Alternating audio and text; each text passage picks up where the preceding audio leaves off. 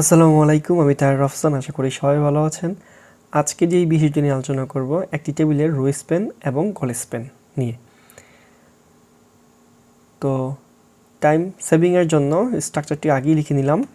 তো এই টেবিল থেকে জানতে হবে কয়টি রো এবং কয়টি কলাম রয়েছে। তাহলে এখানে হচ্ছে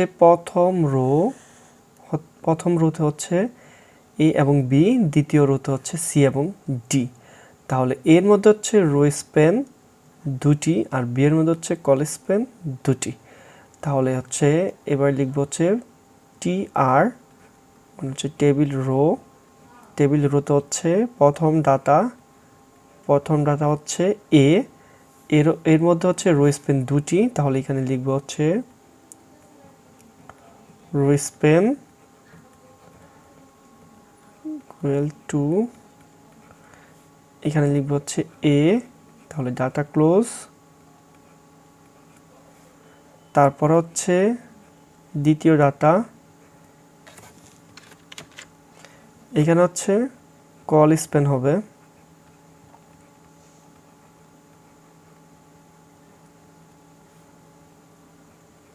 কল স্প্যান দুটি, এখানে হচ্ছে বি, তারপর হচ্ছে ডাটা ক্লোজ, তারপর হচ্ছে রো ক্লোজ।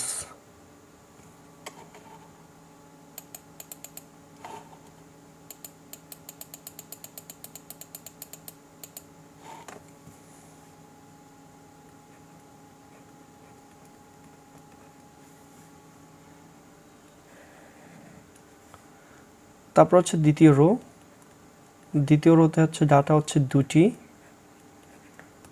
প্রথমটা হচ্ছে সি, ডাটা ক্লোজ, তারপরে ডাটা হচ্ছে ডি, ডাটা ক্লোজ, তারপর হচ্ছে রো ক্লোজ, তারপর হচ্ছে টেবিল ক্লোজ, তারপর হচ্ছে বডি ক্লোজ, তারপর হচ্ছে HTML ক্লোজ। তো আজকে পর্যন্তই, সবাই ভালো থাকবেন। আল্লাহ হাফেজ।